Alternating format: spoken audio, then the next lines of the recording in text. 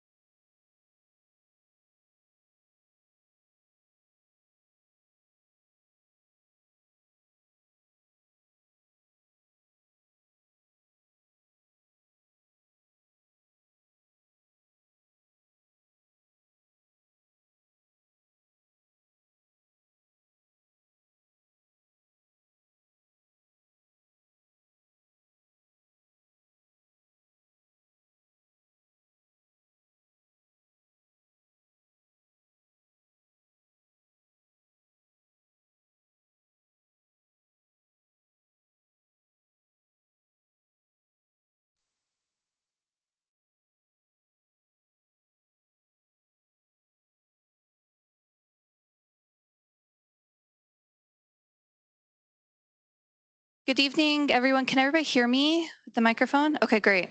So there's a couple of logistics I'm going to go over really briefly while we're waiting to get started. First, this room is a little bit different than our typical county rooms. So in order to be heard on Teams, you will need to speak into a microphone.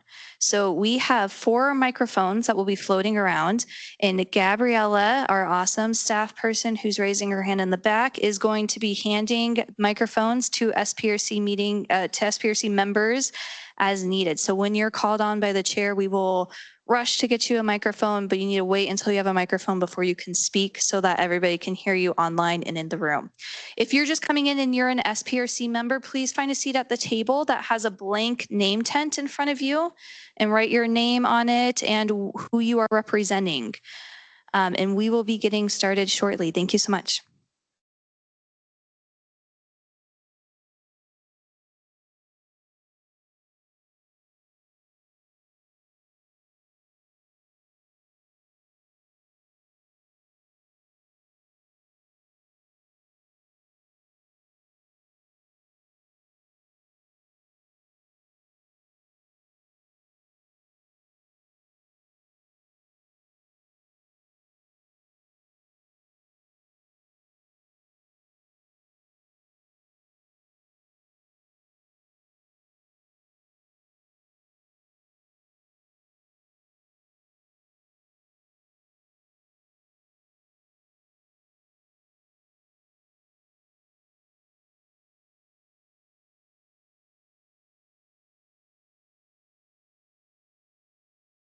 There she is.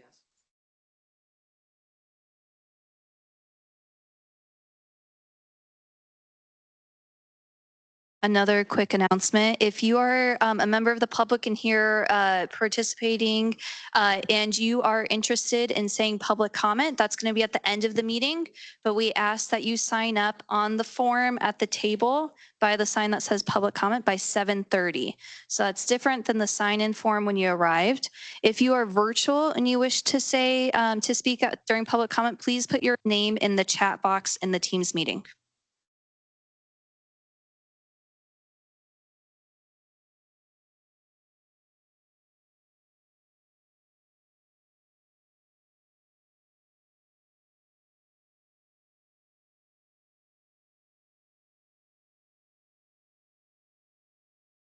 Good evening, everyone. Welcome to the May 18th Site Plan Review Committee subgroup meeting for the Virginia Hospital Center Wellness and Behavioral Health Project. We'll be holding a hybrid public meeting which enables remote electronic participation as legally authorized by the Code of Virginia per the Planning Commission's electronic meeting policy adopted on July 7th, 2022. Members of the SPRC subgroup for the VHC project are participating both here and in person and virtually through electronic means. At this time, I'd like to orient everyone to our hybrid environment and cover a few specifics about how tonight's meeting will run. Members of the public may attend the meeting in person or electronically by using the Microsoft Teams link provided on the SPRC webpage, the project webpage, the county's events calendar, and the email notification sent to SPRC email subscribers. Additionally, there's a dial-in phone option for those who wish to use it. For our subgroup members joining virtually, if anyone loses internet connectivity during today's meeting, please reconnect with us by phone. Please keep your phones and devices muted until you are called upon. Turn off sound to any other devices around you to minimize interference. For our virtual attendees using Microsoft Teams, please turn off your video feed. I will address when it is appropriate to turn it on in a moment. The Microsoft Teams meeting chat is active for 2 purposes. First, for SPRC subgroup members who need technical assistance, and second, for members of the public to add their names to the list for public comment, which will be taken at the end of the meeting. The Teams chat should not be used for discussion. Those who are planning to provide public comment will need to do so at the end of the meeting, as the chat will not serve as that opportunity. All public comments must be shared verbally for the record during the assigned public comment period. If subgroup members participating virtually wish to be recognized to speak on an item during the course of the meeting, please turn on your video feed and raise the virtual hand in Teams. We will monitor the video feed that is on as an indicator of who would like to speak. If subgroup members are participating via phone today without the video option, please announce your name and group you are representing now.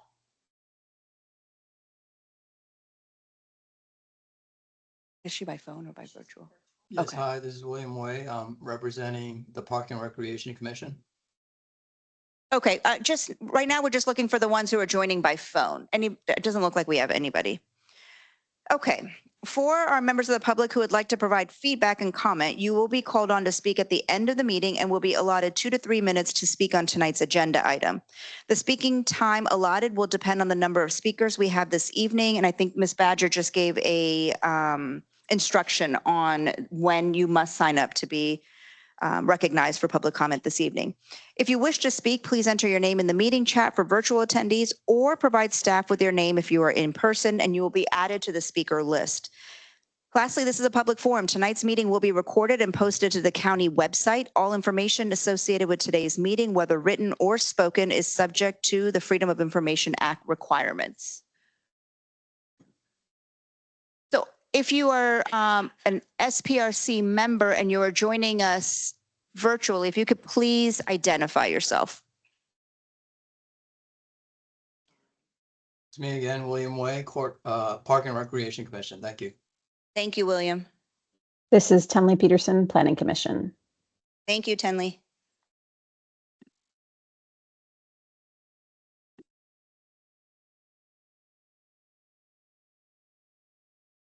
Is there anyone else joining who is an SPRC member?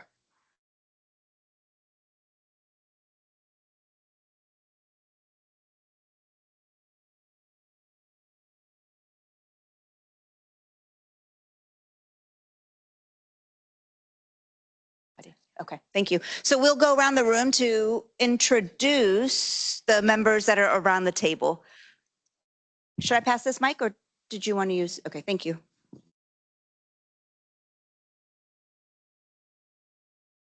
Good evening. I'm Charlie Sabatino, and I am representing the Commission on Aging. I am Brandon Himmel. I'm here representing Glen Carlin Civic Association. Omari Davis, Arlington Mill Civic Association. Don Bennett, the Pedestrian Advisory Committee. Andrew Fackler, Historical Affairs and Landmark Review Board. David Howell, Forestry and Natural Resources Commission. Alex Sanders, Parks and Recreation Commission. Marty Bedford, Forest Glen Civic Association. Karen Guevara, Planning Commission. My name is Tony Striner. I'm here with the Planning Commission tonight. I'm Adrian Stanton with BHC Health. Nick Cummings, Walsh Galucci, Land Use Attorney for the applicant. Monique Bryant, Arlington Public Schools School Board Member. Adam Theo, Transportation Commission. Jim Lantelme, Planning Commission. Judy Dean, Community Services Board. Nia Bagley, Planning Commission. Devanshi Patel, Planning Commission. We have multiple.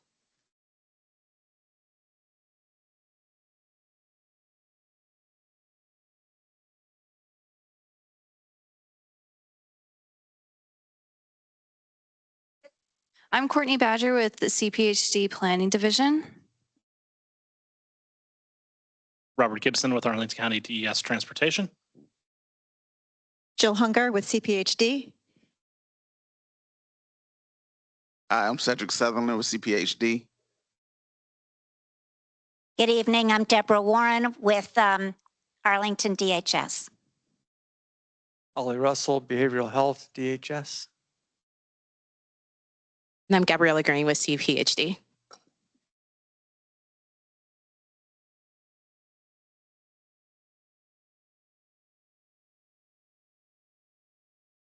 Okay, so we are going to start with the staff presentation. Yes, I'll be presenting on behalf of staff.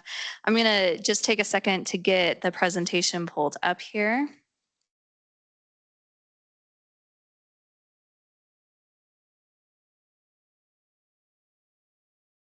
Okay, so I'm Courtney Badger. I'm the principal planner with Arlington County's Planning Division. I'll be presenting on behalf of staff tonight. The site that we're discussing today is 601 South Carlin Springs Road. It's within the Glen Carlin Civic Association neighborhood. The site shown in yellow is all a part of Site Plan 140. And there are 3 different parcels I want to talk about with this site. Zooming in a little bit closer, this shows the full site plan boundaries. This area, that if you can tell, it's bordered by a black dashed line. It includes the red VHC site and the parcel to the north. That's county property. The bottom parcel is the existing medical office building and associated parking garage. It's within the same site plan number 140. However, it's under different ownership and it's not a part of the site plan proposal that's before us today. And a couple of things I wanted to point out on this plan view. There's an RPA on the site, that's this yellow line here. VHC limits of land disturbance are shown by the dashed line. They are not doing anything east of the RPA and nothing within the existing scenic easement on the eastern side, shown in red here.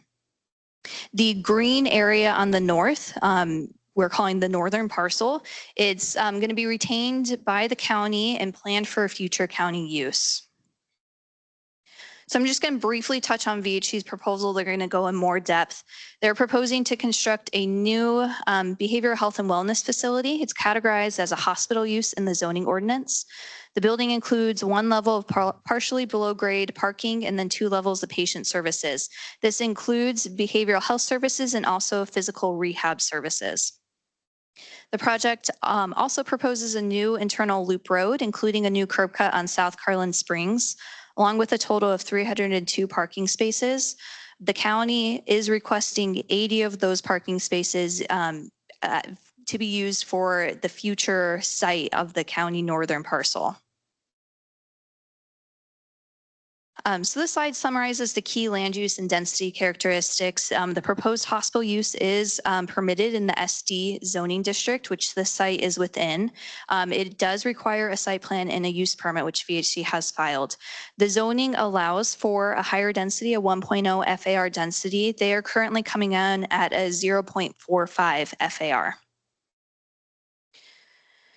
The plan preserves a substantial part of the existing tree canopy through conservation and then relocation methods. The plan also introduces new planting and includes landscape terraces intended for use by the behavioral health patients. Overall, the tree canopy that they are proposing is 26% across the site. Right now, I do want to note that these are estimated numbers. We've been in discussions with them to ensure that the trees that they are relocating and conserving are healthy trees and are viable to stay there.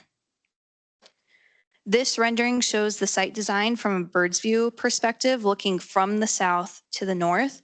I'm going to highlight just a few things. This is the existing intersection, if you can see my laser pointer. And then if you come into the site, this is the existing road that is to be maintained, and then VHC will be constructing the new loop road off of that curves around the site and goes to the new entry point on South Carlin Springs. By the main entry point, there is the trash and loading services here on the western side of the site. There is a trail that connects from the loop road up to the neighborhood on 5th Road. And then along the loop road, there are 3 surface parking areas. And then this parking that you can see here is partially covered by the building and partially exposed. That's their main parking garage. Just another view, a plan view, where you can see the entrances and also the grade change across the site. So these red markers are the elevation change. You can see how the elevation increases until you hit the curb, and then it decreases as you circle back around to South Carlin Springs. They are proposing to have a few behavioral health entrances along the northern side, and also an entrance for their their physical rehabilitation. There's also a staff entry point on the eastern side of the building. There's 2 driveway entrances into the parking garage, access from the southern part of the loop road, shown in the blue arrows here.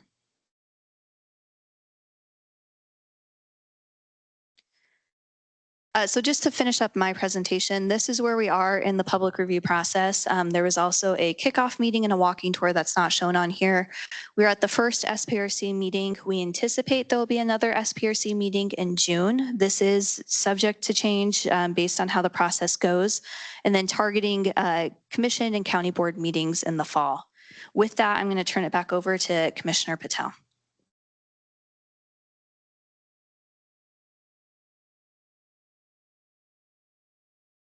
Okay, so we are going to turn this over to Nick Cummings for, oh, there you are. Okay. These are readers. These are not for distance. So for the applicant presentation. Nick Cummings here again with Walsh Colucci. Adrian Stanton is going to start our presentation, then I'll finish it out. And then we're going to go to a representative from LifePoint who's going to speak about some of the day-to-day operations at the facility as well. Thank you and good evening, everyone. As I introduced myself earlier, I'm Adrian Stanton. I'm Vice President of VHC Health. As Nick said, behind me, I have a number of folks helping us out. In addition to the VHC team, we also have the LifePoint Health team. And then our architect, ESA, is also here to help with questions. On behalf of VHC, our board, and our partner, LifePoint Health, we are excited to present our proposed behavioral health and inpatient rehabilitation hospital at Carlin Springs. The project represents a unique opportunity to address an important community need, and we thank everyone for joining us tonight to discuss how we can deliver this community benefit. This is a VHC facility, and we are calling it VHC Health Arlington South Campus. Next slide, please.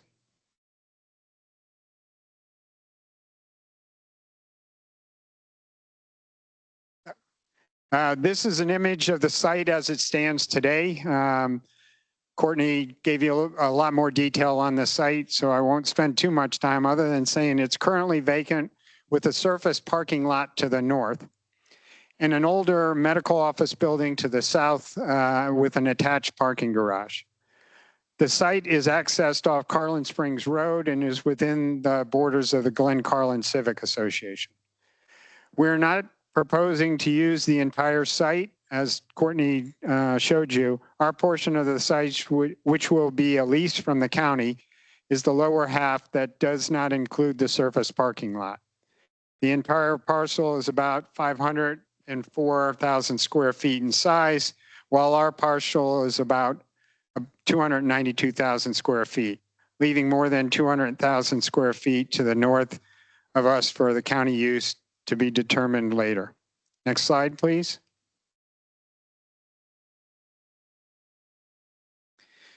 There's plenty of hospital history associated with this site. In 1959, Northern Virginia Doctors Hospital was granted a use permit to build a hospital on this site. The hospital ownership changed hands over the years, and in 2003, the prior owner, which was HCA, sold the site to VHC. Under VHC's ownership, it housed an urgent care center, administrative services, and we also had our behavioral health and outpatient services there. In July of 2019, Arlington County closed on the purchase of the site in a land swap deal that enabled the expansion of the main VHC campus in North Arlington. VHC and the county have been talking over the past 2 years since that land swap closed to try to find a location for behavioral health and rehabilitation services in Arlington. Those discussions led the county and VHC back to this site and resulted in this proposal. Next slide, please. VHC Health, in partnership with LifePoint Health, is proposing a new 2-story behavioral health and inpatient rehabilitation medical facility that would also provide inpatient and outpatient adolescent behavioral health services. The facility will be approximately 131,000 square feet in size. No bonus density is being requested. We'll have 146 beds, which will provide the facility support and approximately have 110 employees and 9 physicians. VHC Health and LifePoint have significant experience managing healthcare facilities. With that experience and a parking formula that incorporates the number of beds, staffing, visitors, and outpatient services, we had determined that we'll need to provide around 200 to 220 spaces for the facility operations. In addition, we'll be providing 80 spaces for the county's utilization. This will result in a total of 302 parking spaces, with approximately 80% of those spaces in the underground parking garage. As a designated level 2 trauma center, this project provides an opportunity to increase our complex stroke, trauma, and neurological services through the expansion of our inpatient rehabilitation services. Today, our treatment space is limited by the constraints of our busy hospital campus. For both the behavioral health and rehabilitation services, this provides a unique clinical setting that fosters healing and safety, and we're excited to bring this world-class environment to the patients we serve. Most hospitals have stopped providing behavioral health services, but instead of declining or eliminating these services, we have chosen a different path and are expanding them. Next slide, please. We have two main topics for SPRC discussion tonight: open space, landscaping and site design, and layout. I will address each of these and then introduce a representative of LifePoint who will walk you through how the behavioral health component in particular will function on a daily basis. This is an extensive landscape plan for this site, and VHC and LifePoint are excited to incorporate biophiliac design principles in this project. We are proposing landscape terrace areas for the first floor. This will include ground cover and shrubbery in addition to bench seating. These areas will provide a unique opportunity for patients, their families, and staff to leverage the benefits of the outdoor environment as part of our treatment care plan. We are, as Courtney indicated, we are proposing a 26% tree canopy coverage, which exceeds the 10% coverage requirement. A substantial amount of nearly 75% of the existing canopy coverage will be conserved. Over half of the proposed coverage will be comprised of existing trees on the site. The mature trees to the east of the site and to the Long Branch Nature Center and Park will be conserved. New street trees will be planted within the landscape strips, and existing new trees will buffer the site from the South Carlin Springs Road. Next slide, please.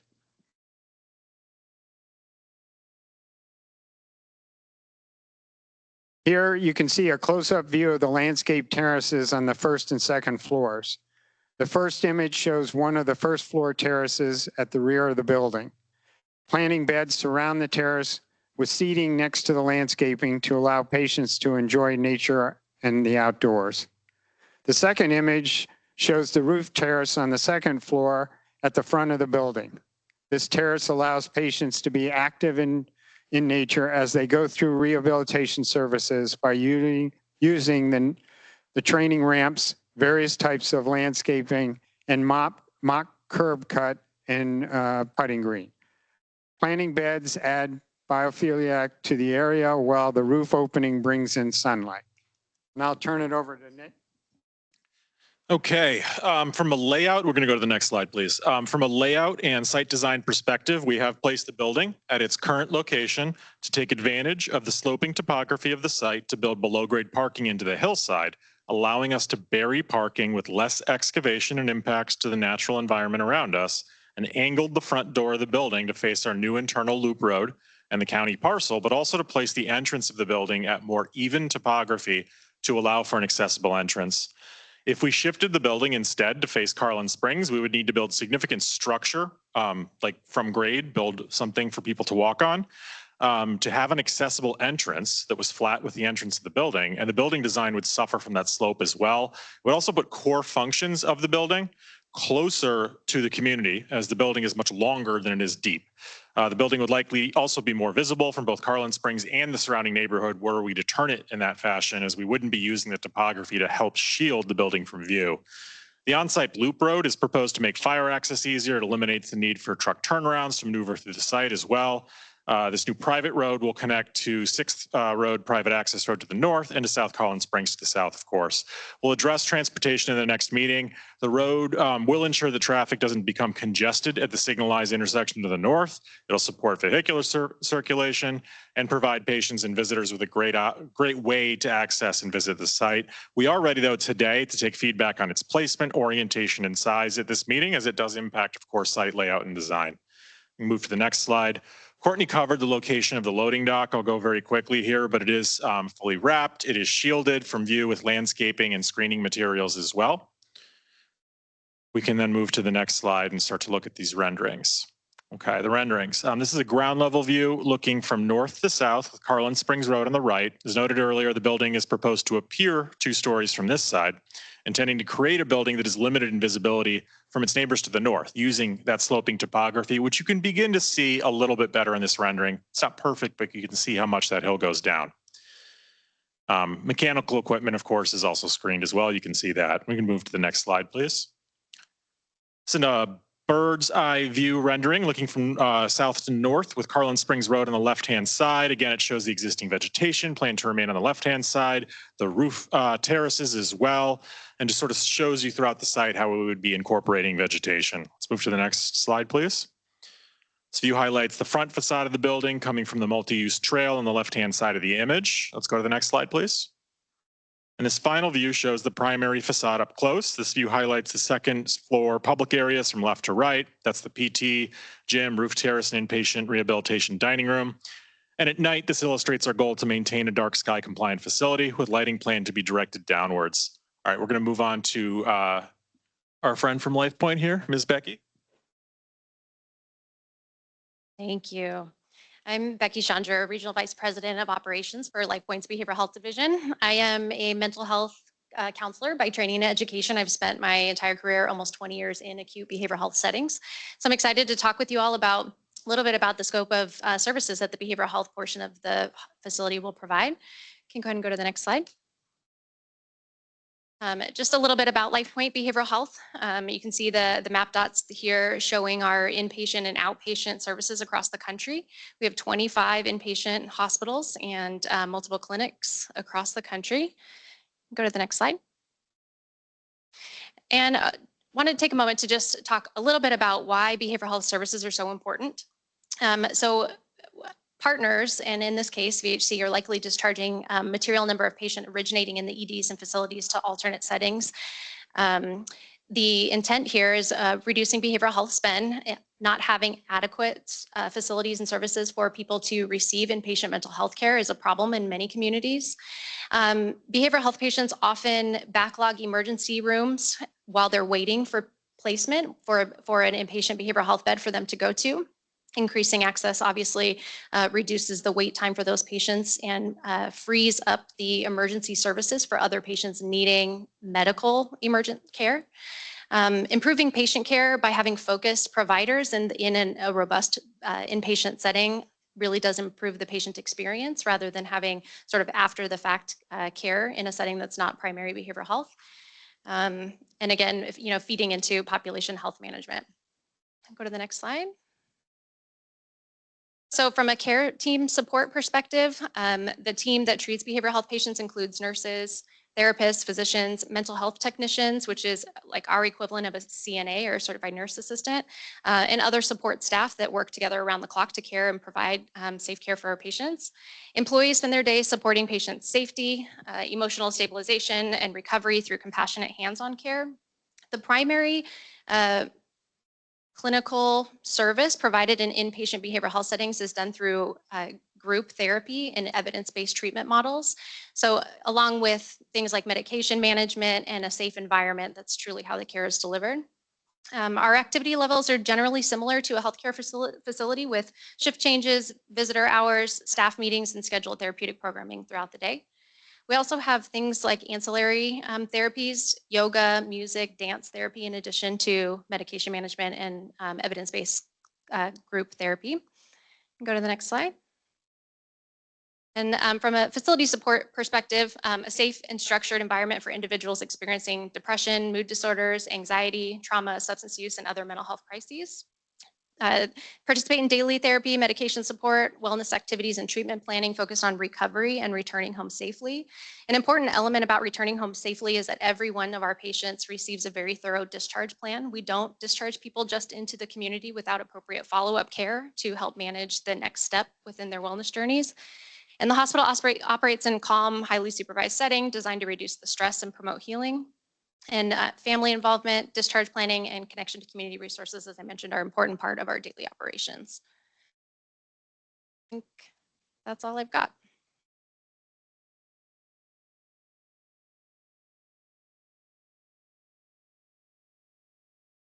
Okay, that concludes our presentation. Thank you.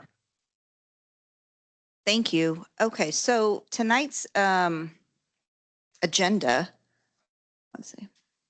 Okay, so tonight's agenda, we are going to be focusing on 3 core topics. I'm going to explain them again. So Nick touched on, the first is land use, the second is landscape and open space, and the third is site design, layout, and circulation.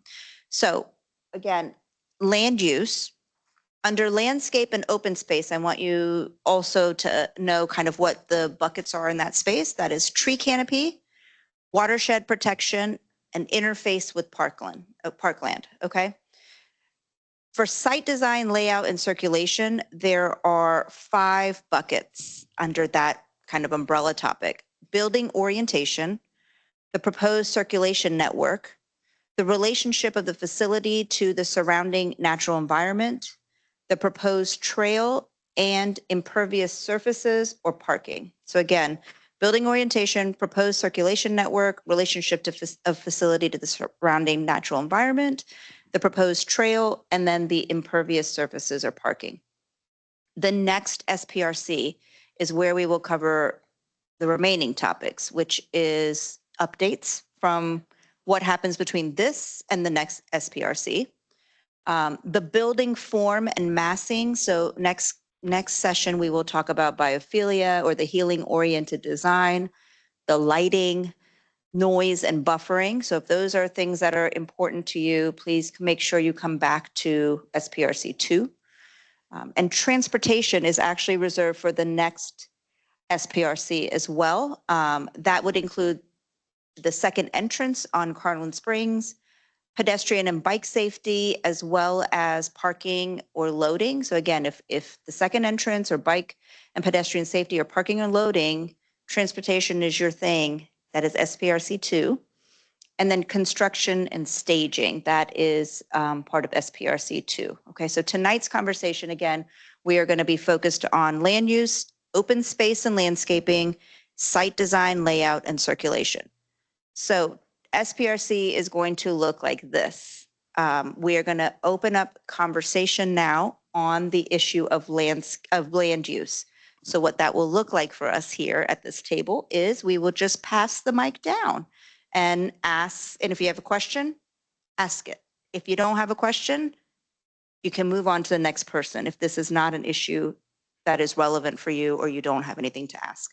I do want to note that there are 16 people signed up for public comment tonight. I don't know if those 16 people are interested in the topics that we have highlighted for tonight's SPRC, or if some of those comments are for SPRC 2. But because there are 16 people, 13 of whom are here with us tonight, we will have time for 1 minute comment from each person. And when you do stand up to make your public comment, please ensure that you come up to this podium and comment from there. So we will have to limit comment to 1 minute. I do want to make sure that everybody understands that every single thing, question, statement, comment that you'd like to make can be made in written format to staff. So just make sure that you send an email to staff. Staff is collecting all the comments, all the questions, and making sure that that information is available on our website that is dedicated to this particular project. Okay, everybody get it? Everybody understand? Okay, perfect. So, Nia, do you have any questions on land use? No, is this It's on? on. Okay. No, I think it's an appropriate use. Thank you. Me too. I also think it's an appropriate use. I also believe it's appropriate. I guess I can't comment, right?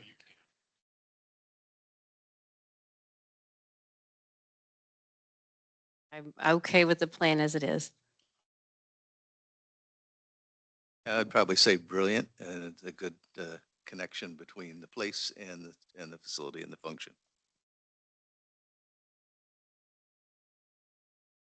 Comment on land use. So we are talking specifically about watershed and interfacing with nature? No, land use only. I would say that Glenn Carlin feels that we support the land use. We have concerned about other aspects of the plan. I heard the presentation on the behavioral health needs, which I really support, but I haven't heard of the thinking behind the rehab part of the facility. Is this transferring bed capacity from someplace else? Is it new, or what is the rationale and thinking behind that? Okay, so we're going to go just to this topic right now. We'll come back on some of these other things that you want to know about the actual operating functions of this facility. That's fine. But right now we need to make sure that we go through the actual agenda. So do you have any comments on land use? Okay, well, I thought that was the use of the land. Well, the land, yeah. I mean, I don't think we're going to go into the operations at this point, but do you have anything on the land use? No? I will have questions about access to from the bus stop to the building, to handicap parking, and shared riding parking, where that is all in the layout. Thank you. So that's going to be SPRC 2 when we talk about transportation. Okay. All right. Great. So open space and landscaping. So first area of conversation, tree canopy. Nia Bagley, tree canopy. I am always a big proponent of more trees. So as many trees and hopefully shade and natives, please natives. So as many trees as possible. I support your comment. I may have missed something in reading the literature on this, but what is the required tree canopy percentage for this site? Does anybody know what the minimum is?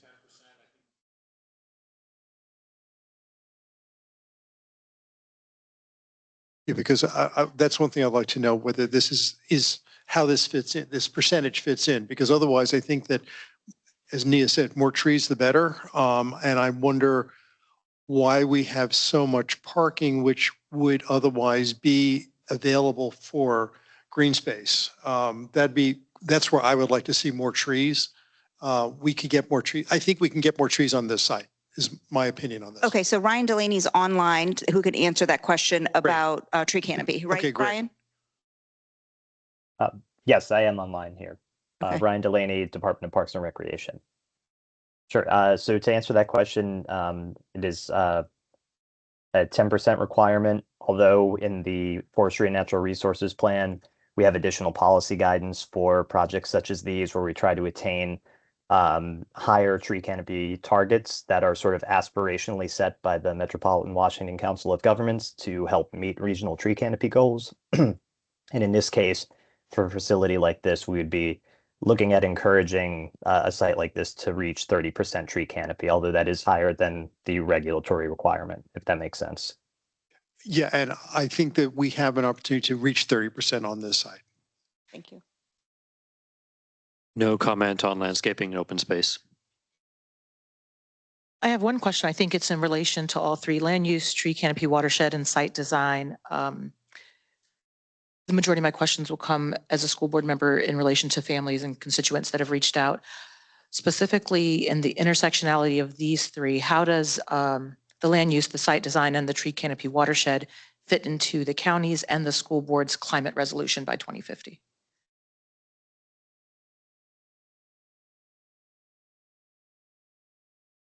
It's a great staff question. I can at least answer to say that it would further it, of course. I wanted to say briefly on the tree canopy, we are working to get to 30%. I think we can, and we're working with staff on that. I just want to put that plug in real quick. It's me. Okay. On the tree canopy question, you all mentioned that 75% of the existing trees are going to be preserved.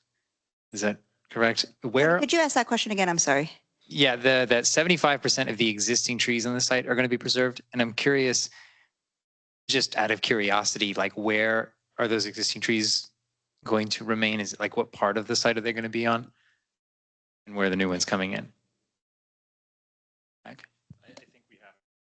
To speak audibly, we have to be heard. Go ahead, Adrian, if you're going to answer. I was going to say largely the edges, obviously, around where you have the area of disturbance. That's where we're going to lose the most trees. Well, you covered it. It's most on the perimeter, but we'll be adding, obviously, as part of the landscape plan for the site. And there should be a plan page in, I think, in the civil set that should show tree preservation, and we can certainly point you to that. Okay, thank you. I'll also push for 30%. I think that's something we can all get behind. Obviously, I associate myself with that comment. I do have a question about sort of the open space. Obviously, as a behavioral health practitioner, you very well know how important it is for folks undergoing mental health to have access to the outdoors and open spaces. Unless I am missing something from these renderings, I'm not seeing something like that. And I'm sort of juxtaposing that with the notion that there's going to be this trail which is amazing, some things that are going to be available writ large, but then I'm thinking about the patients themselves. How can you speak to that a little bit? Karen, are you asking about healing space? Okay. Right, open air. Yep, so you can see in the rendering there's rectangles on the lower portion of the building. Those are open access courtyards that are secured. Yeah. Oh. Okay. So the rectangle areas on the lower portion of the building are secured open air courtyards. Richard, are we able to pull the? And out. Yeah. Oh, got it. I was just going to say outdoor time is a part of daily scheduled activities. And so it's a part of the daily schedule that the patients participate in outside time. And there's specific, safety elements that would be allowed for patients to go outside anyway. Great, thank you. I think from the renderings, it's really hard to tell at least. Okay, and so going along with that, and I'm sure there's a slew of different safety protocols that must be followed. I'm wondering, and I know we'll discuss biophilia during next meeting, but could we incorporate perhaps, I don't know, trees that are more, not tall, but maybe, okay, go ahead. I'm sure that Becky can answer this fully, but I wanted to mention because we have discussed this in our groups with the designers, and it's a question that's come up several times. I think even one of the county board members asked about this recently. The specific reason for not having trees is that folks can climb them and get out. And so there's an elopement concern. That's the term that we use in this industry and in other contexts to describe folks, who want to leave the facility because they want to cease their care before they're ready. And so what they can and can't put in that space is different, obviously, than for any other typical setting. But Becky can go into more detail about what the restrictions really are, if there's anything more to say. Okay. Yeah. So that was the challenge with trees in there. I had the same thought. So did others. Not today, Becky. We're not going to go into that today. Thank you. No comment. So I'm with the Parks and Recreation Commission, and we are particularly concerned about where this is right next to the park. We think it's a great opportunity, but we also want to make sure that it's integrated properly with the park and the forest and the environment that's there. We would also like to see the tree canopy level raised at least to 30%. And we think there's a lot of opportunity in the surface parking lot on the, or surface parking areas on the south and the east side of the sites. That would also help with reducing the amount of impervious surfaces on the site and contribute to more open space, and perhaps allow for the people who are in the area to be maybe looking out on open space and trees rather than parked cars. Yeah, well, obviously, 30% tree canopy would be good. Not all trees are the same. Usually when we talk about canopy, we're talking about very large trees or at least middle canopy trees. But in the smaller locations and where you have issues about access or lack of security, then yeah, there's plenty of native understory trees that are beautiful and seasonal and can work and really can't be climbed. Well, unless you're my grandson. Dave, can you move the mic closer to you? Sure. So I have a kind of a two-part question about the east wing, basically. I think the area that has parking over there, I really think is superfluous. I would rather just see the ring road for the obvious reasons you need a ring road, but no parking on that side. Make that into a natural vista for whoever is in that wing of the facility to look at. And I know, I mean, obviously security is a question, but maybe not everybody in the facility has the same level of security requirements. And so to have that be fenced as a garden, as a natural space that connects almost without any barrier except maybe a fence, a nice fence,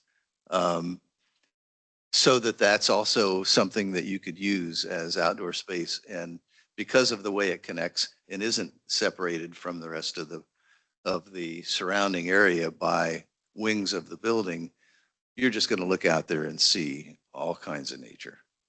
Because I mean, I've worked that area photographically, so yeah, it's out there. And I think that's a benefit for everybody if they could go for walks around some paths and, you know, add some contours. The area's a little flat. Give it some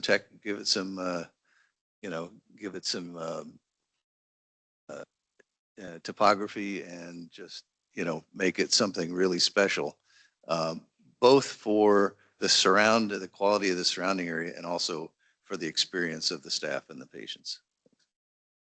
Okay, so again, we're going to focus on tree canopy right now, just to kind of make sure we stay on the right path here. Tree canopy, you got something? No comment on. No comment on tree canopy. Thank you, Andrew. I appreciate you. I might have misheard at first, but is there an intent to relocate some trees that are on site now? Did I hear that earlier or no? But at this time, no. Okay, good. Usually a difficult thing to do. Courtney, did you see something different in a plan? Should we call on Mr. Krebs? He's on the line, our landscaper. Maybe Jeff can speak to it, but I think there are a few trees that are being proposed to be relocated on the site. Thank you. Good. Mr. Krebs? Yeah, good evening, everyone. I'm Jeff Krebs with VICA. He's homesick. Can you hear me all right? Yes. Okay, great.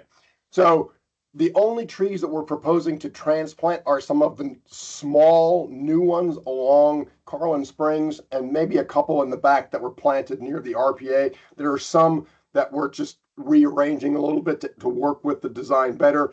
Any of those trees that are currently dead or dying will be replaced in kind. So we're shuffling some of the little ones around, but we're not planning to move any of the enormous trees.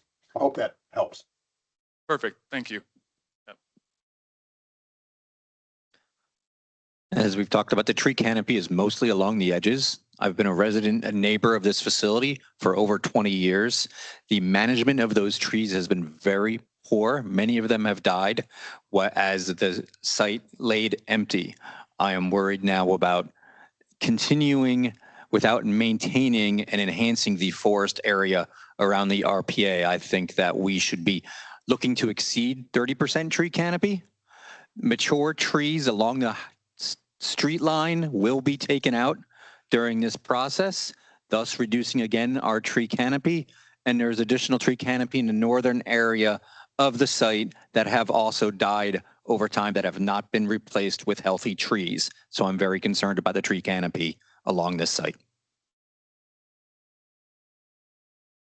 From the point of view of the Commission on Aging, we mainly bring a perspective of those who've lived a long time. And I can tell you that people who live a long time really appreciate the importance of preserving our natural environment and ecosystem. So we do support the 30% goal. Thank you. Thank you. Tenley, I am sorry that I forgot to look to you the last round. I saw your comment that you agreed with the land use commentary. Did you have anything you wanted to say about tree canopy?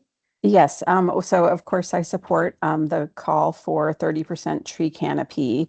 And then more generally, if we are not getting to 30%, I would love to see some of this space that is currently depicted as just grass right now, maybe be a little bit more wild, more of a meadow rather than like grass that needs to be mowed. And can I speak more generally as well about landscaping, or is that later? That's later. Okay. And I also wanted to point out our school board member, Mo Bryant's. I don't know if her question was answered by staff. I know it was a staff question, but I'm not sure it was addressed. It wasn't. I think Mo is combining all three elements in one question. And so we're going to come back to that one. Perfect. Thank you. Okay, so the next area for conversation is watershed protection. Ms. Bagley. Watershed protection. I think I'm okay with that right now. I have no comment on that. No comment.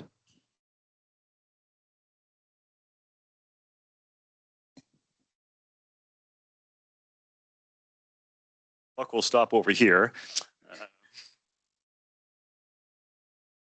So I have a question and a couple of comments. I'll start with the question.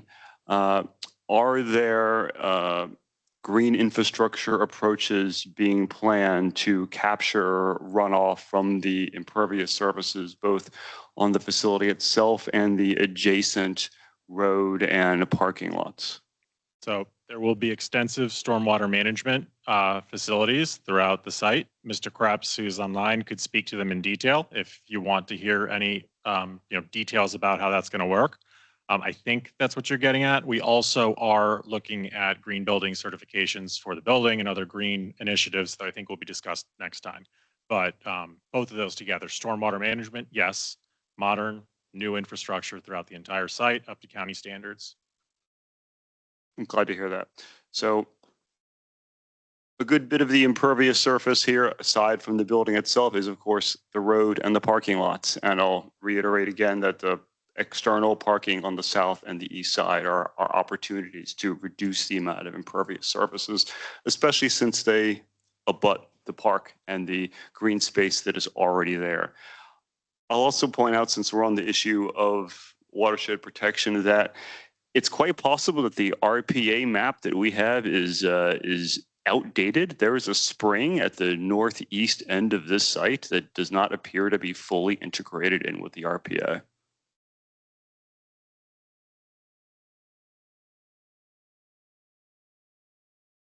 Good evening, Robert Gibson from DES.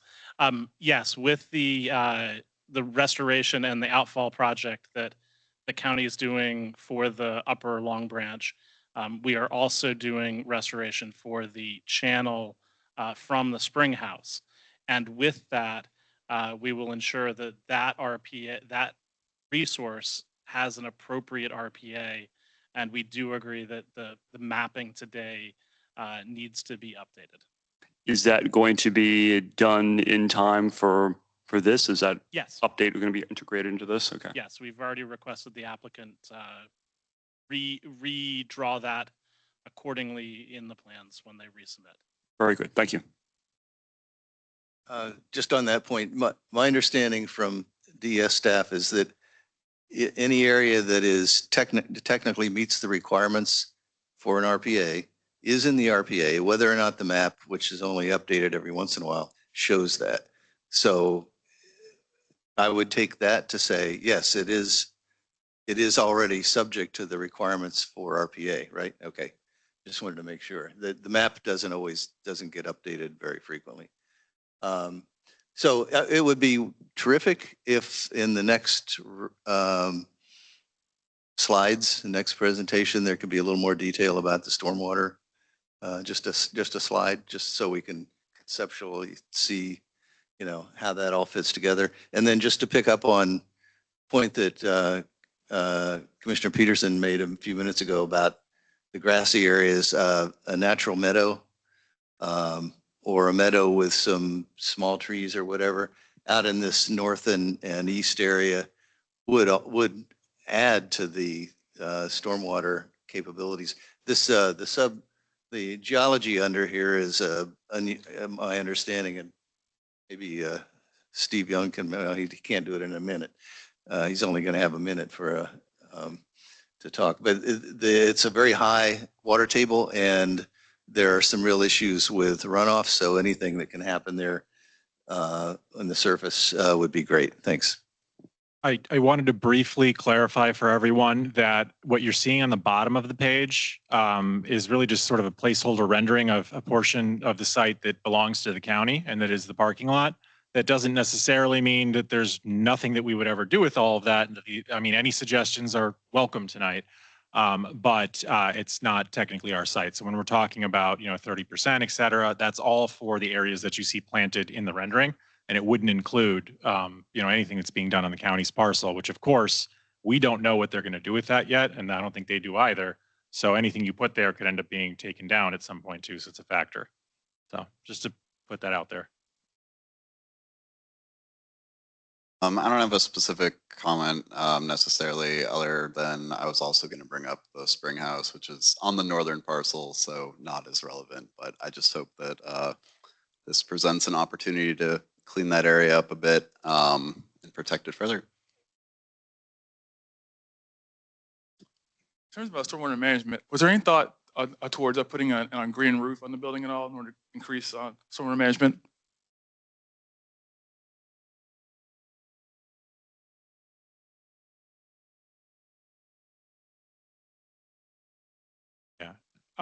We can talk more about sustainability next time, not to date, but we'll talk about it more internally. There's always issues with roof loads, proofing, et cetera, but I do think that there's probably something we can look at in that direction. Thank you. Thank you. As was said, this is Carlin Springs, known for its spring area.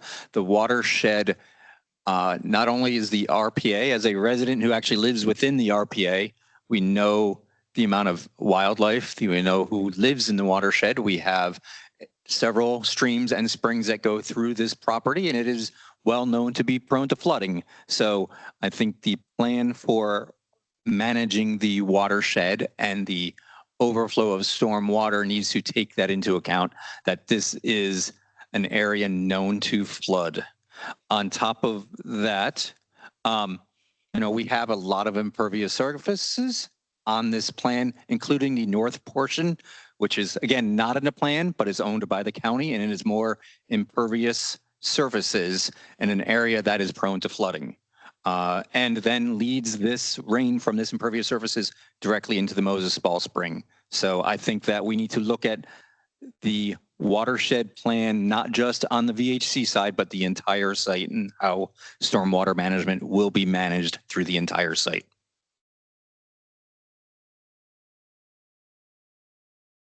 Now to having, trying to comment on the open space use and land use of part of that full site is difficult because we can't see the whole. The county has not come forward with any plans for what it would ultimately want to use that land for. And I would only urge the county to come forward and at least give some parameters other than saying that it wants 80 parking spaces. Tenley, did you want to comment on watershed protection? Nope, thank you very much. Okay, so the next area is interface with Parkland. Tenley, I'm going to start with you. Did you want to say anything about landscaping in this space with interface with Parkland? Yeah, just it would be nice if maybe some of the outdoor landscaping gave families and staffs an area to sit and relax and have some kind of emotional healing themselves. I see that we have the indoor spaces for the kids who are getting some health care, and maybe just a few opportunities outside of the building where family members and staff could go to. That might be nice. Thank you. Thank you. Nia? Interface with Parkland? Oh. Yeah, I want to align myself with the comments that have been made thus far, even though I understand the lawn down on the south part here is not, or the north part actually, is not what we're talking about tonight. But even along the hillsides, everything else, I think getting back to Adrian's comments about benefits of outdoor environment, the more that you can place grasses and other things all the way around the building, I think those who are in need of services there are going to have a better outcome, as well as families who are definitely affected by their family members being there, as well as staff going there. So as much as you can do to reduce, and even along the hillsides and things, grasses, when we were walking on the walking tour, because staff at some point has put native grasses out there, there was abundance of monarchs out there even when we were out there. So I would say just this needs to be really greened up, but not with lawn. So thank you. I think greening it up and not with lawn is a good idea. I'd also point out that given the outpatient programs that are going to be part of this facility, that it would be really good to have sort of places where the outpatients could be have a relaxing and sorry, it would be good to have spaces thinking about the outpatient programs too, where they where clients could be in a more natural setting. Gathering space is a good idea. That's come up in our discussions too. So we'll look at that. Thank you. My only comment, I guess, includes or involves the ring road, in that it would be great to have access to some of the park space from the building without having to cross parking spaces or driveways and stuff like that. But without getting too much into the ring road itself, which will be for next session, I will just leave it as a comment at that and pass this along.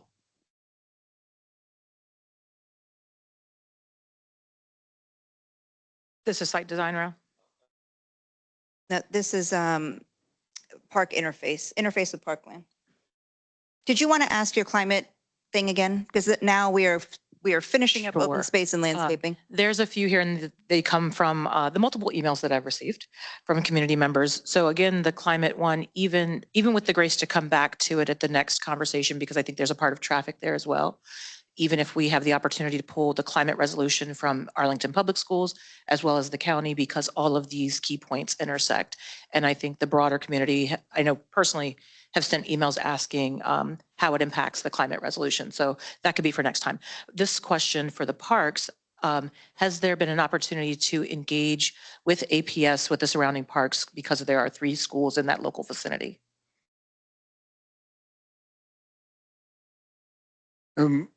We have, to be honest, we have not talked to anybody representing the school system on that. So we've gotten plenty of comments from the surrounding community, but not directly from APS. Okay, we're right next to each other. Okay. Just to clarify, we're asking about Parkland, like the neighborhood? I'm just not hearing it. Parkland. Okay. Interesting. That's part of the Adjacent park areas. Right, I The see. eastern edge, Yeah. county. It's like this So area. from a community perspective, I think the proximity of those public spaces is relevant to how we lay out and design the site, as you heard earlier. I think that's what it is. Okay, can I ask about the trail, or is that for another time? It's later, Tony. Okay. I'm asking clarifying questions. And we're just talking about landscaping after, right? Okay, we'll come back. I'll pass. Very interested in this, okay? So I would echo what Commissioner Bagley has said about minimizing grass and maximizing natives, particularly since this is right on the edge of an existing park where the county has invested substantial resources in trying to manage the invasive species that infest this park. And there are people in the audience who have invested hundreds, maybe thousands of hours into doing just this. So I think valuing natives in this site is particularly important, as well as ensuring that there's a greener, denser tree canopy again on that east side where it is closest to the park, and we gain the greatest advantage from it. I think I jumped the gun under tree canopy and talked about this already, so I won't belabor it, but I just want to make sure everyone who isn't a resident of the nearby neighborhood understand that the natural area that's to the east goes on all the way to the WOD trail. It's extensive, hundreds of acres, and it is one of the best natural areas that we have in Arlington. And so that cuts both ways. Everything that happens on this site has to work well to fit with that, and everything that brings the interface between the facility and that space together, that everyone who uses the facility will benefit from that. You know, so it's just, I mean, I'm talking a couple hundred species of wildlife just within a half-mile radius.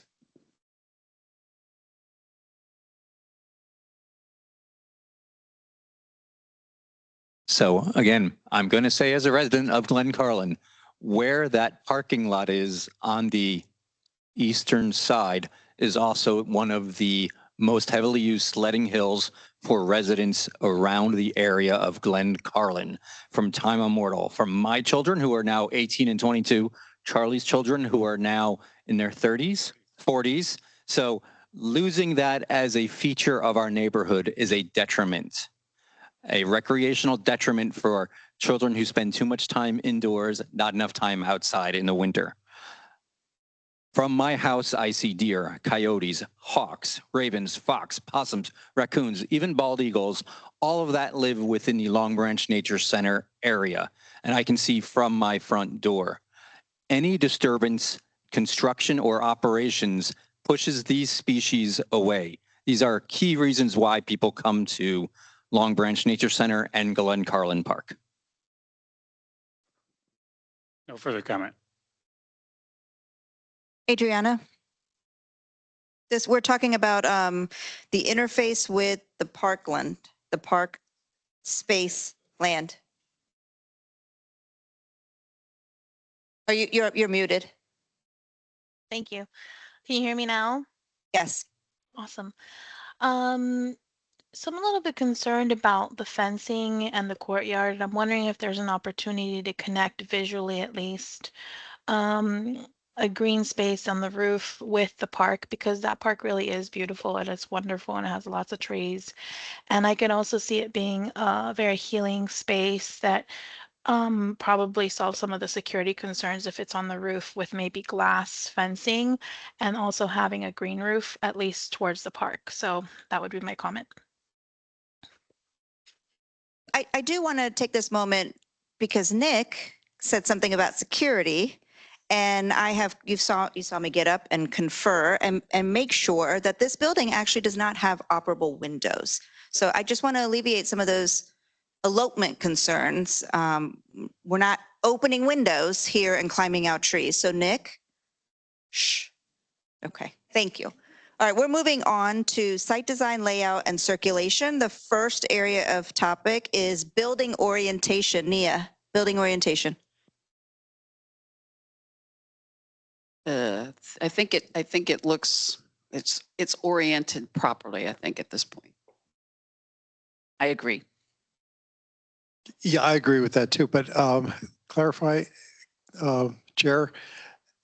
So this is just the orientation of the building. We're not talking about the circulation. Okay, that's next. No comment on orientation other than I would hope to be able to see the main entrance closer to Carlin Springs for purposes of pedestrians and people using the buses. Seems like a bit of a walk since the main access, the main face of the building is to the north of the site. No questions on orientation. Just to the last comment, we have offered the option of putting the bus stop on our campus. Good help.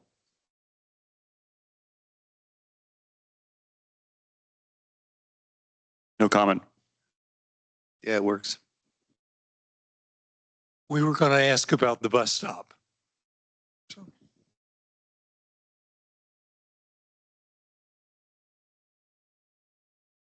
I'll defer my time to my colleague here. He has a few comments about orientation.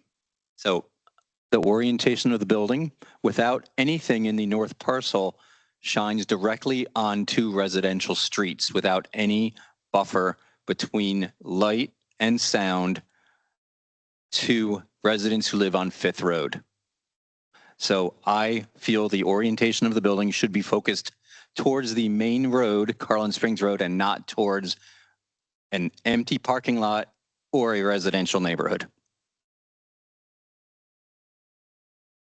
The orientation is important, as it was commented by another person, with respect to his access to the street and bus stop and that kind of thing. So I would just hope that the orientation is evaluated and thought about in that regard. Okay, and the comment about lighting, just want to make sure everybody understands, we're going to be addressing that at SPRC too. Yes, okay. Adriana. So, can you guys hear me? Okay. Maybe it can stay this orientation because obviously of site constraints. However, the side on Carling Springs seems to be treated as a secondary facade. And because of the site, I think it should be treated as a primary facade, just like the front. And so essentially it's like an L-shaped front facade. I think that's really what's missing. It feels like it's almost like the back because it has, I think, a loading dock and everything on that side. So that makes it feel a little bit almost like the back, if that makes sense. We'll take a look at that. It's on. Tenley? Thank you. I think the point about making sure the entrance is convenient to people who aren't driving cars is a really good one. So if the bus stop is coming right up to the entrance, I think that's great. Also thinking about if people were coming by bike. But for the most part, yeah, I think this is an appropriate site orientation. Okay, great. The proposed circulation network. Nia. This is your road, the loop. I'm okay with that for right now. Yeah, I am too. I guess I'd like a little more description of it though, maybe. Okay, I have a real problem with the ring road. I'm not sure why it has to be, why we even need it. Certainly see keeping the existing entrance where the traffic light is makes huge sense. It's really good there. I don't see why we have to have a second entrance at the south end. I'm not sure what that gets anybody. I heard, I think maybe in the presentation that had something to do, it'd be better for the trucks coming in and out. That makes no sense to me whatsoever. All the trucks are going to be using the traffic light intersection.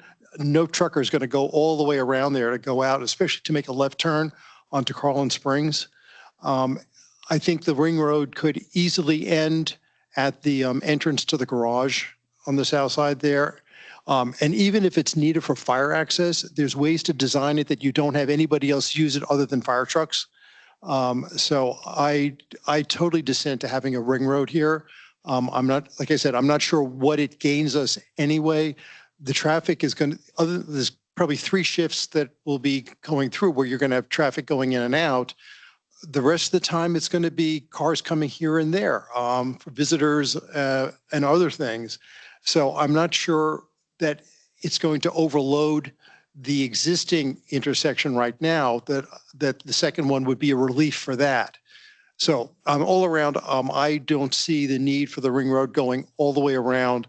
It should only go as far as I'm concerned, it only needs to go as far as the entrance to the garage on the south side. Okay, so Nick, Adrian, one of the things I think we can do here is some of this is going to lead right into transportation because we're seeing what Jim is saying. So why don't we just take the comments and then bring it back for transportation? Exactly. The only response I would have given is that clearly we should bring some exhibits that really demonstrate the utility of it more clearly, but I know that we're going to be talking about this road more with staff. So it's a live issue. Let's keep discussing it. Okay, perfect. Yeah, that's a good approach because I also have a lot of comments on the ring road along the same lines as Commissioner Lantelme. I don't see it's necessary. If we have any hope of improving safety on Carling Springs Road, which is one of the most dangerous roads that Arlington County has.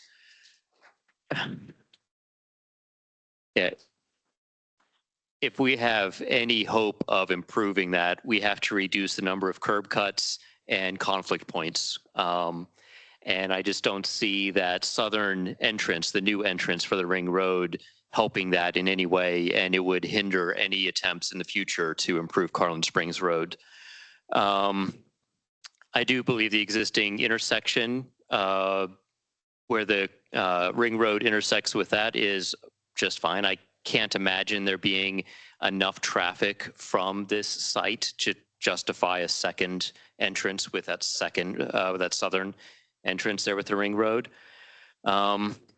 I understand the concerns with fire engines, with fire trucks and emergency vehicles not having to turn around, but I think that could be accomplished with a roundabout or a circle on, say, the east side of the site there, where we have two sides of the ring road having surface parking, and also it looks like the parking garage sort of annex or that deck of the parking garage.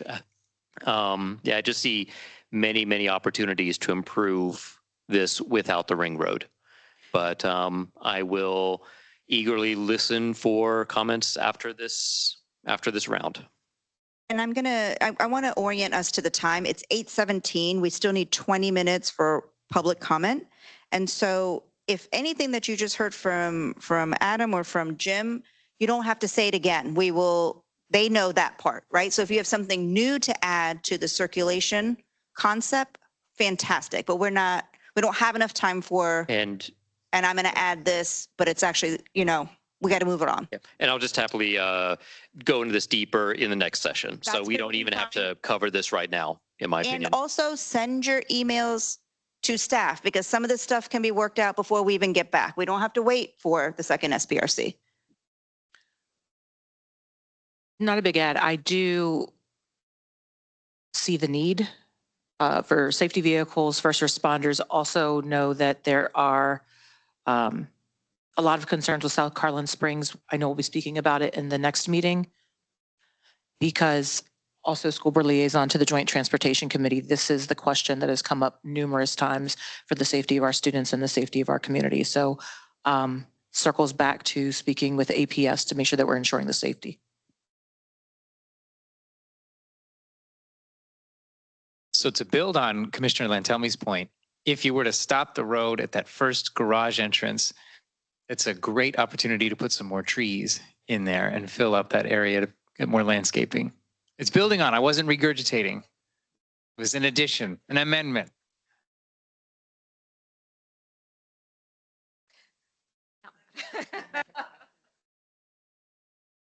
I'll just echo Commissioner Lantelme's comments.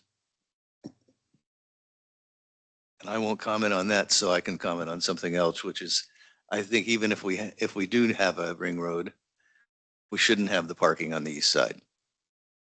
Because that's a real wasted opportunity for something that's very important.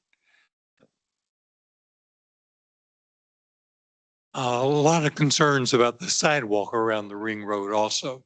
Multiple places where there's crossings or should be crossings, 2 garage entrances somehow have to be dealt with from pedestrians. So this sounds like the next meeting's topic. So Nothing more to add here.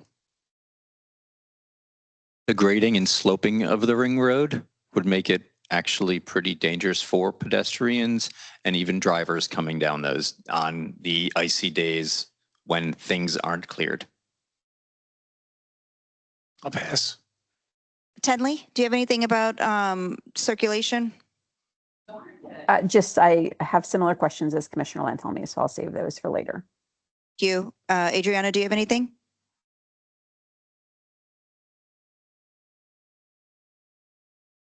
Okay, great. So we initially had relationship of the facility to the surrounding natural environment, but we've covered a lot of that in the open space landscaping. So we're going to move on to the proposed trail.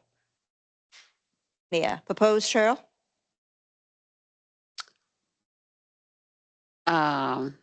Having talked to a few neighbors while I was on the walking tour, I know there are a lot of concerns, so I'm going to table my thought on that right now.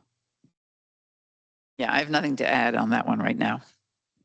I support the trail. It's part of our proposal for the MTP for the bicycle component. It's sort of a missing link, and I think would be useful. And I really doubt many people will park in the neighborhood, use it to walk to the facility. I'll just also second those comments. It's critical, I think. We need that trail. So. In support of the trail, also for the other facilities, traumatic brain injury, stroke rehabilitation, other needs that could benefit from the trail. I think we're going to be agnostic for now and look for consensus from this committee. Okay, and then to clarify too, one of the purposes of the trail to connect onto that fifth road that will ultimately lead to the sort of trail networks that are in the parks? Is that kind of the sort of a secondary benefit of that?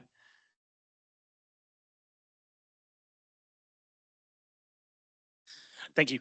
So the trail connection goes through the northern portion at the county side and would connect into currently the loop road with a crossing. It is there to support the MTP. And I think we are in listening mode about that connection through this process. Okay, yeah, because I see if it links through the neighborhood and then snakes back into the other ones, I think that's a good effective use. And I think that we're killing multiple birds with this one stone here. I know a lot of the members, as others have said, are really interested in the trail, so I'm completely supportive of it. And I do think it'll provide an opportunity for the community to feel even more engaged with the facility there. So it's all more symbiotic. I also support keeping the trail. I'm going to hold my comments on the trail for now. If there's going to be a trail, it needs to have tree cover.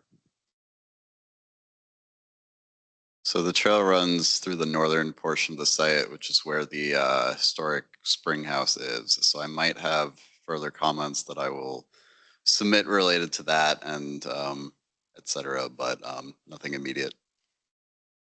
As a general matter, we're interested in anything to enhance bicycle and pedestrian access to this site, make it a little less car-centric. Does the trail connect to the park? I'm sorry. No. Thank you. This trail was not on the initial site submission plan. Glen Carlin does not want the additional bike trail through our neighborhood. This does not connect to a park. It leads back to the loop road, which again, very high, very difficult grade if you were biking there, and then back out to Carlin Springs Road. This is a stub of a plan that I'm against. No comment. Tenley? If it is in the MTP, I am supportive of it and generally supportive of having additional ways for people to get to the facility other than driving. And Adriana?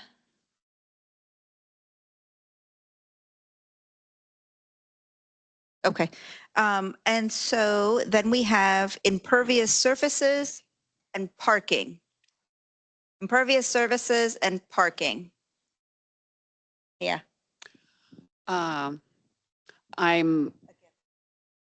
Yes, I am against impervious surfaces as much as possible. So anything that you can do to, reduce that. And I've heard a lot of comments tonight about reducing parking and stuff. So like to see some changes by the next time. I don't have real strong feelings. I agree. Fewer impervious surfaces are better. And it doesn't sound like they really need that many parking spaces. And if they are, it seems like it would make more sense to have them the underground ones and having them on the surface. I counted the surface spots and it looks like most of those surface spots are the 83 that the county wants. And how did the county come up with 83 when they have no idea what's going to be used on the northern part of the site? So that makes no sense to me whatsoever. I'd like to have more information about what the county's looking to do with that site and where they came up with 83, not 80 or not 85. So I think this, again, an opportunity to cut back on surface parking. It's just too much that could be used for biophilia and green space and tree canopy.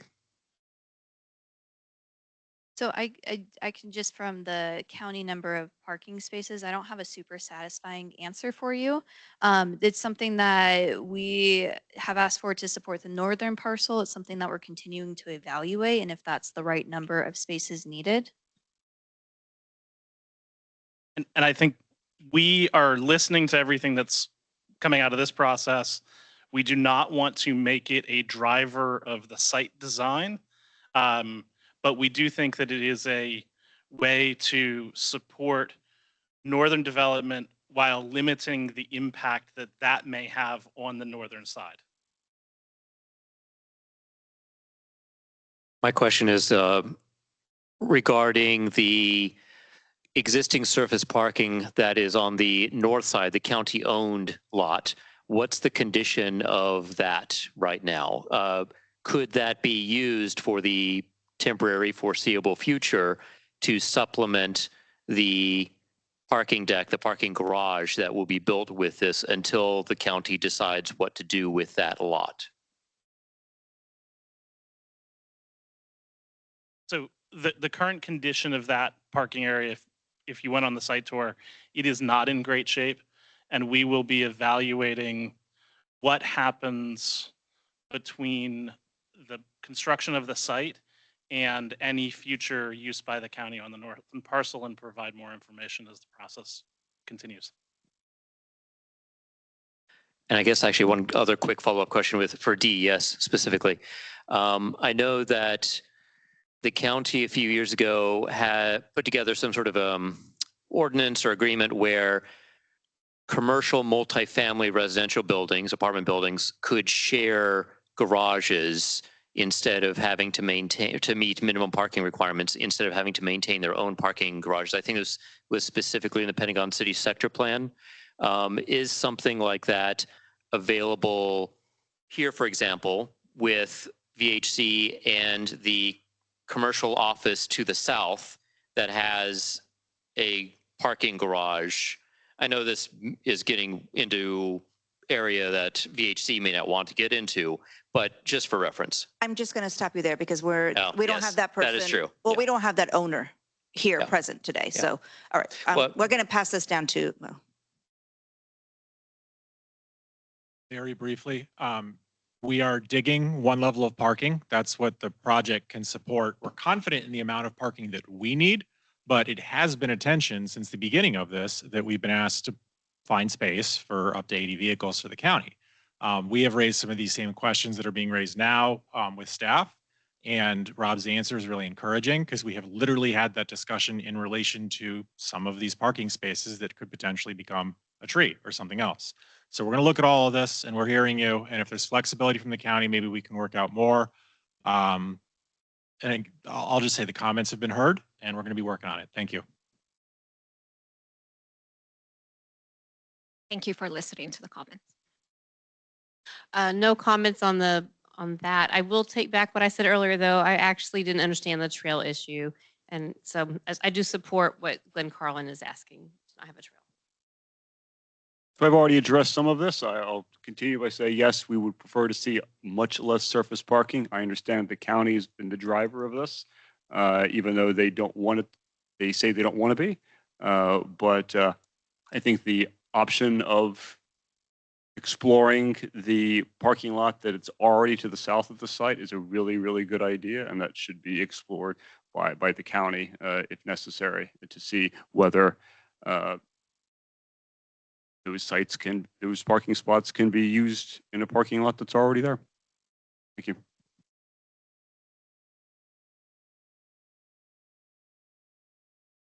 Yeah, the 83 parking places.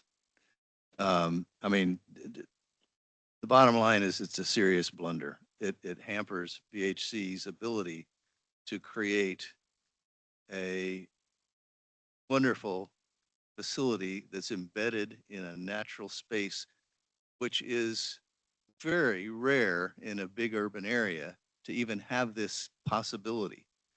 And to think that for a future unspecified, maybe unknown use by the county to ask 25% of the parking spaces that are currently on this plan are for what? And you know, not even implying any other planning back and forth, but I just think it's such a fundamental problem. It just governs everything else that's wrong with the site.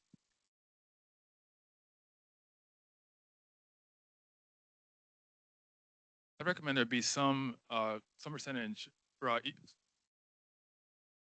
hello?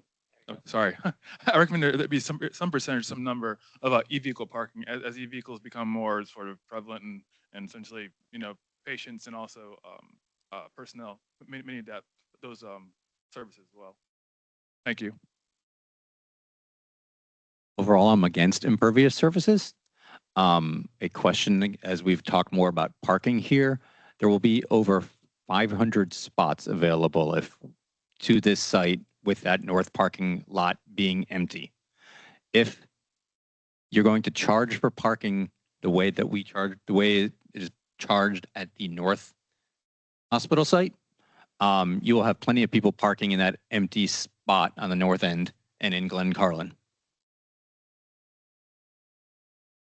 I simply don't understand the 83 parking spaces for future development when there is no explanation of, or even an outline of what development might look like. It really is dropping the ball, and I think it really needs to be filled in. Tenley? I also am skeptical of impervious surface. And is there a way to possibly have some of these parking spaces be like green space until the county potentially needs it? Like on the east side of the building, there's like a little parking lot. Could that just be green space for now? And if the county did urgently need it in the future, then it becomes paved over. But in the meantime, until it is determined that it's necessary, then we just don't produce it, because if we don't need those 80 spaces for 10 plus years until the county figures out what to do with it, maybe we just not add that extra impervious surface. Adriana?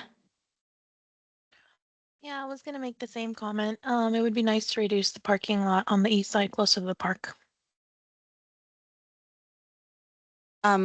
I actually don't have a problem with the 83 parking spaces because we don't know what's going to happen there. And so ultimately, if the county decides that it doesn't need it, we'll get rid of it. So it's the opposite of what Tenley and Adriana are saying. I'm saying I'm not going to hold up this particular design over 83 parking spaces that the county is requesting, and that we will have more information on at the next SPRC meeting. Additionally, there are 5 outpatient programs that are going to be operating at this particular site, and so parking is not unnecessary for families who are coming in and out of this particular facility. All right, we have thankfully, all thanks to Andrew, gotten to the end of our agenda. Thank you, Andrew, really. Honestly, you're my favorite person here. I've been telling Courtney that the whole time. No, we have gotten to the end of our agenda. We are going to go through public comment now, and then we are going to see each other again for SPRC 2. In the meantime, should you have questions, should you have comments, should you have anything, email staff And we will be continuing to work and revise and do all the things that happen behind the scenes so that Adrian, Nick, Beth, Becky, Richard, and friends can come back with your answers already incorporated into the next conversation. Okay, so first up, we have, we're going to go with in-person first, and Marjorie. So, and right after Marjorie is Marcia. If you could just line up, that would be great. And after Marcia is Simon. Hello, I'm Marjorie Green. I'm a member of the community, and I'm here to say that the land use in this case is not only appropriate, but it's really critical. And I ask you to keep that at the forefront of your minds as you address some of these issues that can be worked out so that this site can be devoted to care for people, especially adolescents, that has been in very short supply for many, many years, including when my daughter needed it 15 years ago. And I'm not only talking about adolescent inpatient beds, but I'm talking about treatment, and specifically the kind of treatment that gives you a discharge plan that helps you ease back into the community, back into school, and become a productive member of the community again. We have statistics from some of the crisis receiving centers in Northern Virginia that suggest overwhelming usage and an overwhelming need. And I ask you to keep that in mind as you address some of these issues. Thank you. Thank you, Marjorie. And then next is Marcia. Hi, my name is Marcia Trick, and I'm sorry. It's all right. Strong support of locating this facility in Arlington, particularly to address the strong need, as Marjorie said, for behavioral health services. First, I have a family member who at the age of 19 developed bipolar disorder and suffered from his first and only manic episode. He had the classic symptoms, delusions of grandeur. He was going to solve all the world's problems. After failing to organize a party for his grandmother at her retirement home, he was arrested for disorderly conduct. At the local jail, he was beaten repeatedly by one correctional officer while being restrained by another, and was finally able to break free, punch the offending officer, breaking both his nose and wrist. Charged with assault, he was transferred to another jail 3 hours away from his family. Though diagnosed correctly, finally, at that jail, he was put on an ineffective medication. After 3 months, he was transferred to the original jail, and with the intervention of his parents. Marcia, yes? Your time is up. I'm sorry. If we have some more time, we're going to let you come back and finish your statement. Okay. Thank you. Thank you. It's okay. Simon, Steve, Leslie. Steve Young, I'm going to have you come up as well. And Leslie, if you could come up. Thank you. Yeah, good evening. My name is Simon DeGroot, and I'm a resident of Glencarlin. And I don't think anybody would argue against the point that the additional behavioral health resources would be of major benefit to the county.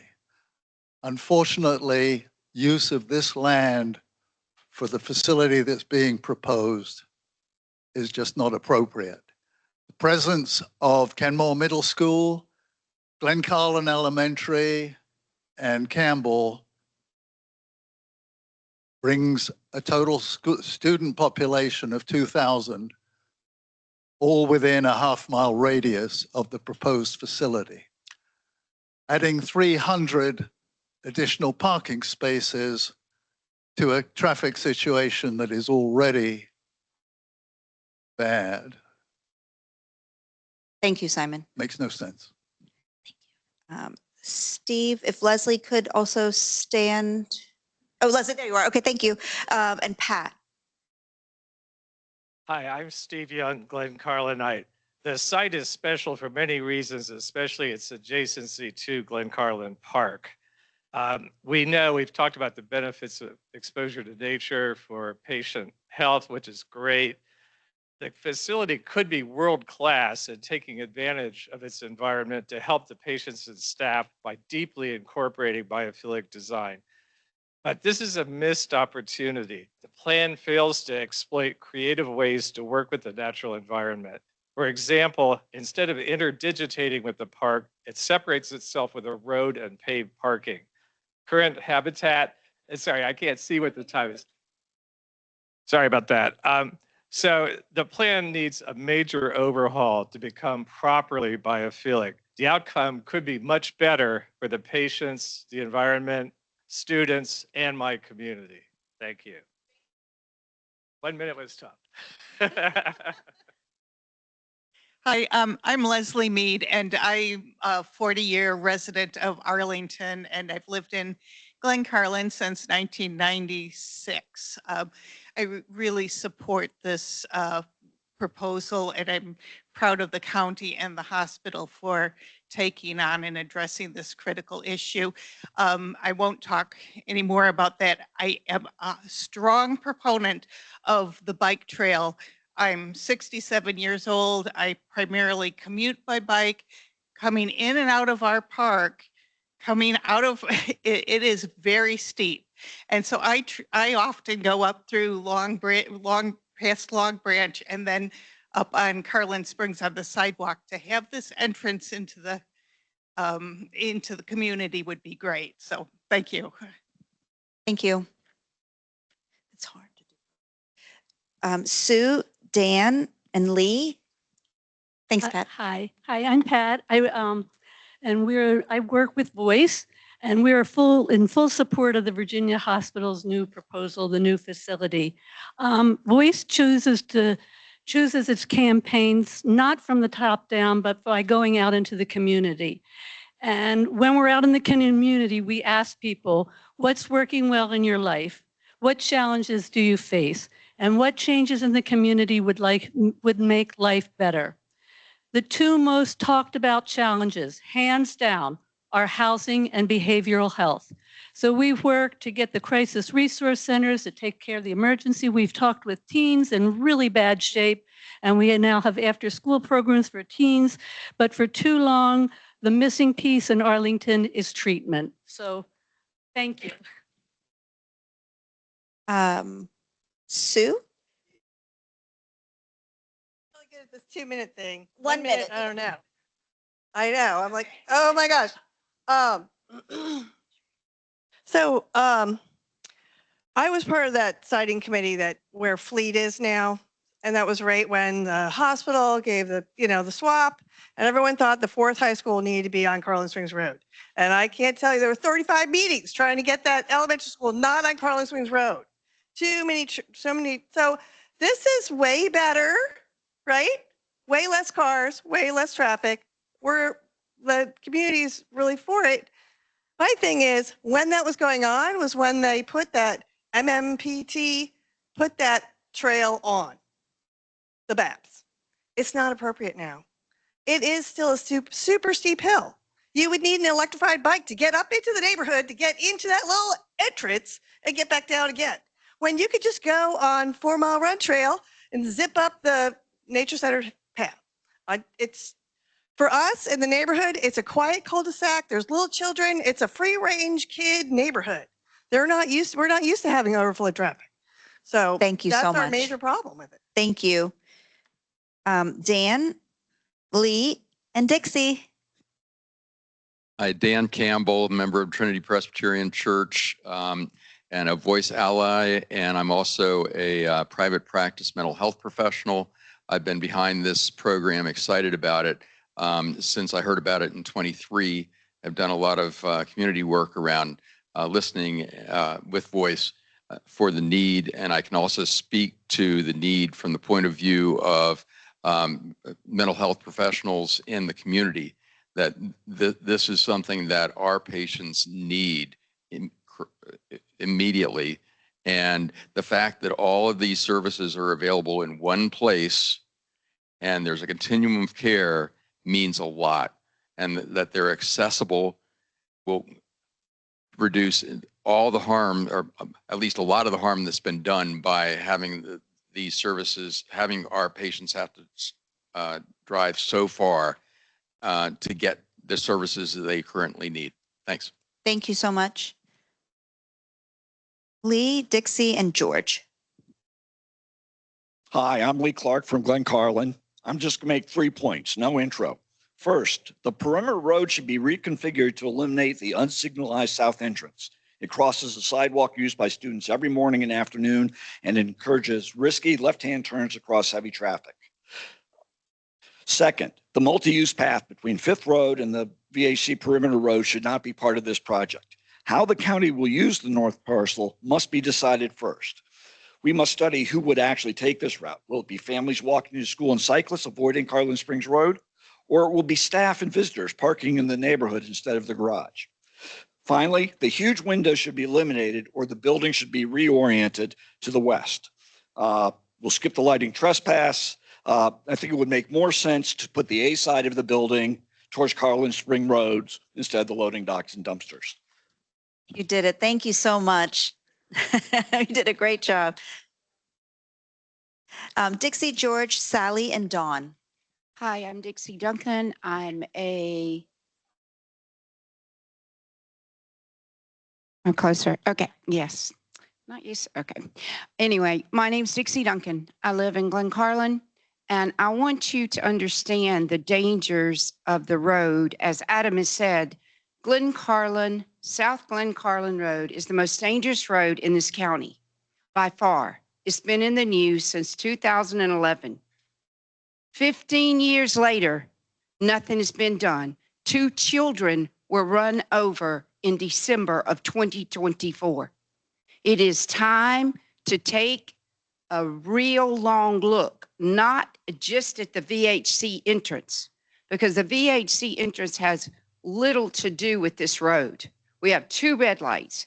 If you go on this road on 3rd and 5th, traffic will back up. It's a public safety issue for the people in the community because the fire trucks and the police cannot get to us because all our roads dead end. And with 2,000 students walking on this road, the most important issue for this county. Thank you. George? Hello, my name is George Laws. I'm a Glen Carlin resident. I will say that I support mental health and mental health facilities. However, the potential elopement concerns of behavioral health patients, which were acknowledged by VHC's own lawyer, Nicholas Cummings, must be considered also with regards to the point of arrival and departure of patients and family members who have not yet entered the facility or immediately leaving the facility. And it could turn the multi-use trail into a security concern for families who have children under the age of 12, which include 14 children directly on 5th Street in which I live, including my own 2 children ages 12 and 9. We strongly oppose the opening of that multi-use trail and heavily indicate that the county should remove that from the requirements for this. Thank you. Sally? Hi, my name is Sally Muros, and I'm a resident on 5th Road facing this property. And I'll make it very brief because I'm here to say ditto to what Lee said. Basically, he covered most of the notes that I wanted to bring up, other than I do want to stress, I think the massing and orientation of this building on this site needs to be seriously rethought so that it better addresses a lot of the concerns that all of these people have brought up. Thank you. Thank you. And then Dawn. Good evening. I just wanted to end this meeting because I think I'm the last person, which was accidental, to just tell you how very impressed I am and very grateful I am for this process, because we've all talked about how great the need is. I am a longtime volunteer with Arlington Public Schools, and the stories are horrifying. The schools are great. The Arlington Virginia Hospital Center is fantastic, but we get kids to a place and there's no place to take them. We've got kids who are going to Richmond for treatment. We've got kids who are driving weekly to Fairfax County. So just to reiterate why we're all here. But what's great about this process is bringing all of these people together, including the neighbors, to make sure that we are building a facility, designing, building, and running a facility that considers habitat and considers recreation and considers everybody's health and well-being, both the people who are treated, the people in this neighborhood, and the children who go to school here. So I, for one, as an Arlington County resident, am very grateful for all of your work. Thank you so much. Okay, we are moving on to our virtual comment. Leslie, you are up first with our one, can you see the timer? Yes, can you hear Okay, me? perfect. Yes, we can hear you. Thank you. All right. Hi, I'm Leslie Loudon, an architect and Eco Action Arlington board member. My family has been impacted by the dire inadequacy of behavioral health facilities in Virginia and applaud VHC for bringing this to Arlington. My overarching concern is the sustainability of the proposed design. I request an updated scorecard with commitments to the sustainability goals during this SPRC review period. I understand LEED's not required for the project, but believe VHC, as leader of health and wellness for Arlington, should pursue a level of sustainability commensurate with the county goals for carbon neutrality. I encourage the team to reduce the amount of surface parking and relocate it to the structured parking deck and reconsider the ring road. Given the challenges to stormwater management and sensitivity of the area, you should expand the landscaping and the pervious surfaces using native species and wildlife-friendly plant materials to make a more resilient facility and enhance the behavioral health benefits of biophilia around the building. I also recommend the developing of a Thank you, Leslie. master We site appreciate plan. you. We appreciate you. Bernie?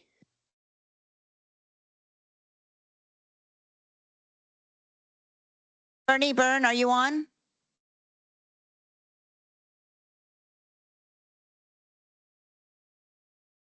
Okay, Bernie. We'll see a PC. Alan? I'm on. Hi, this is Alan Gadgetar. I'm speaking on behalf of the NAMI Northern Virginia, where I'm a board member, but not on behalf of any of the other boards or commissions that I'm a member of. There's a crisis in the lack of available behavioral health care in Arlington and in Virginia. Parents call multiple providers and can't find care for their kids. Adults wait in emergency rooms for hours or days for psychiatric beds. Families drive across jurisdictions because the help they need isn't available nearby. In Virginia, psychiatric beds are consistently full with a huge waiting list. Emergency rooms hold people who shouldn't be there because there's nowhere else for patients to go. When that happens, families, providers, and first responders all feel the strain. When care is accessible and people get support, outcomes improve and our communities become stronger, not weaker. This facility will reduce pressure on emergency rooms and law enforcement, shorten wait times, expand access for adolescents, and keep people closer to their support systems.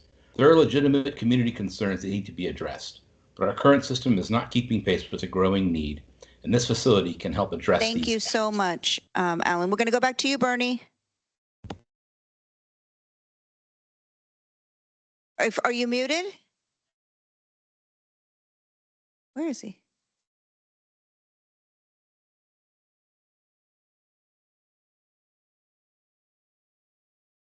Bernie Byrne.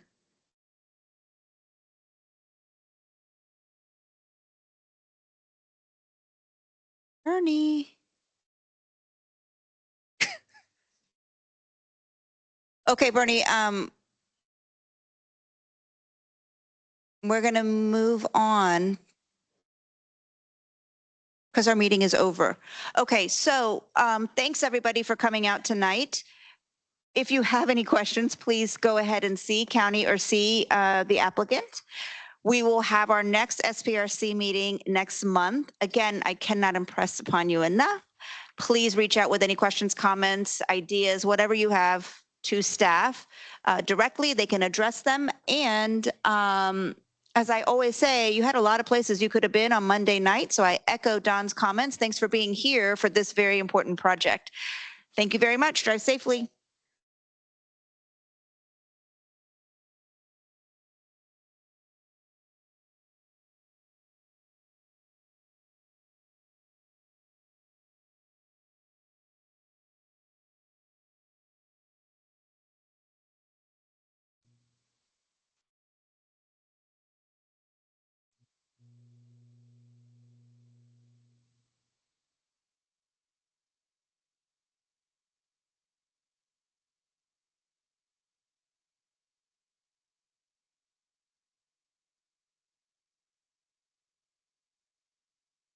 Hello?